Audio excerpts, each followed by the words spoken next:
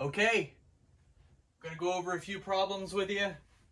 If you're trying to sheetrock and you cannot sheetrock because you don't have backing in your corners, you don't have backing, in a couple of random places, or you've got 1x4 walls like I do, or you just need to beef up your walls and you need to add in a few studs in certain spots, like mainly this corner right here. This is where a wall comes out of another wall, and they had nothing here, but I also have a couple of other examples also, so stay close. I'm going to go over a couple of things. First thing I'm going to show you is behind a wall, like behind this one. There was nails that I had to cut out, so I took my Sawzall with a metal blade. It was this Sawzall right here, cordless 4AH battery with a thick metal cutting blade, and I'm going to show you how I cut the nails out and how I frame in a T for a wall coming out, and how you would frame a corner and just a regular stud. So stick with me.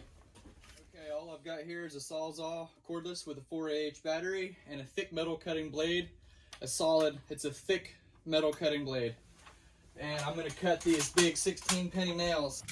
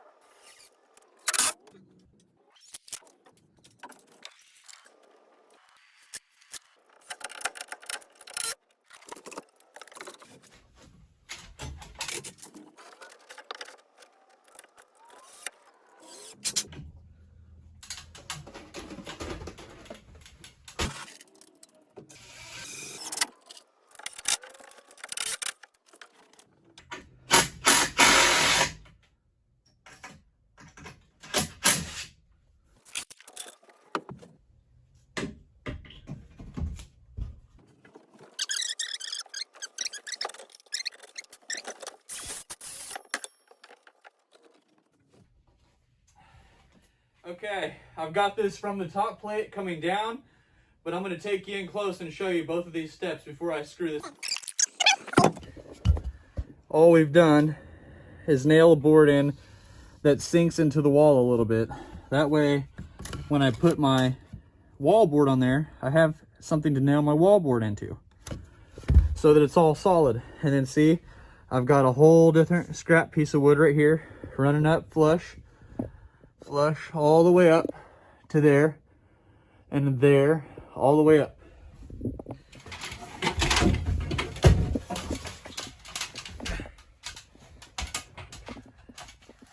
Okay, so I'm at the top now, and you can see the wall has separated right there, but it's not a big deal. I've got 3 screws in to the double top plate, so they have a double top plate here. That's good. And I've screwed this board into the double top plate, and this board and to the double top plate, so that it's at least attached a little bit there. And I'm probably going to throw a little block of wood in right here. That way I can really secure this board to this board. So the only purpose of a little block of wood would be to link that together. But you can see how this is inside the wall a little bit. That's good. That gives me something to screw my new wall into. See how that works? All the way down.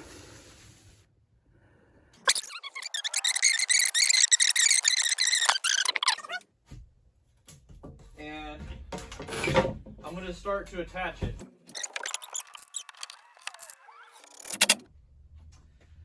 Okay. Got one screw in at the bottom.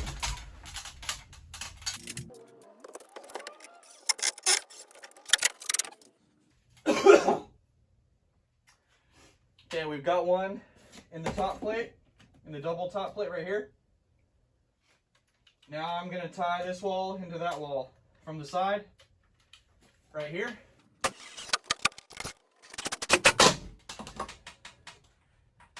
One right here in the side, again.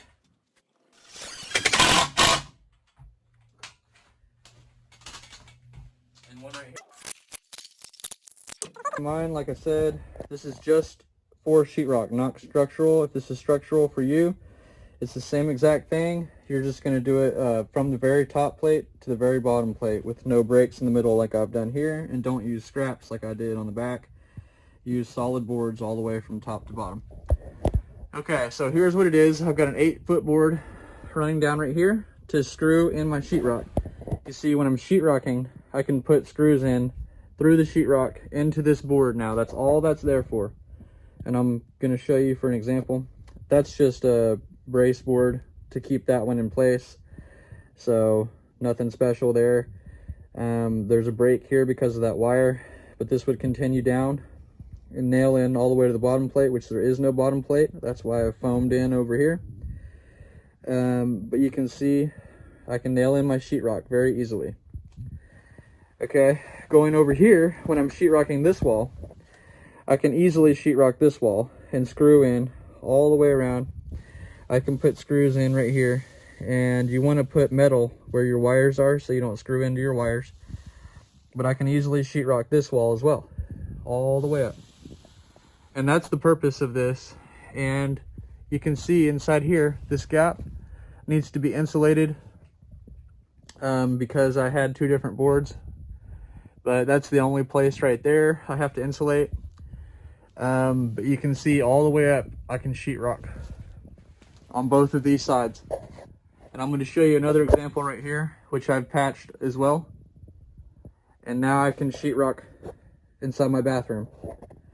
And I'm going to redo, or not redo, but I'm going to fix this insulation and staple it and everything like normal. You can see over here is another spot where I've put in a couple of backer boards right there, and then one solid one running all the way down. And you can see here's a good example. I can sheetrock this, but you see this wood is in the way. So what I'm going to have to do is take my osculating tool or my handsaw or something and cut all this wood out.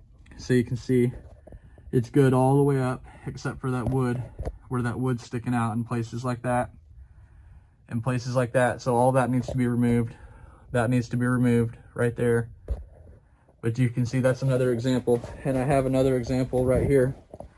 Above my panel box was an old doorway, and I just needed to link it from the ground, from the bottom plate to the top plate. So now I do. I have a board right here, and that gives me the right space for my sheetrock, because you can see they use 1x4s, which you can't see right here because I scabbed on a board, a 10-foot board. See, there's one right there, a 1x4. That's not gonna work. I have another example in this corner right here, one right there. You can see you can nail in that corner right there. I got a lot of work to do on that spray foam corner, but you can see here's one last example right here. On this wall, there's some backing now, and I can sheetrock right here where there was no board before, from the very top to the very bottom, because that is a structural board. That's a better example for a structural one. That's a 10-foot wall from the very top to the very bottom. Same thing here is a structural one connected onto the 1x4 from the very bottom to the very top, and from the top to the very bottom right here. And the space is all the same. Your sheetrock will be smooth, your wall is level, and everything is ready to go. Same thing here. All these boards are level and flush, and everything's ready to go. I also have videos on how I framed everything else in here if you're interested in stuff like this. So go ahead and check out my channel. Like this video if it was helpful in any way. And I'm going to keep going.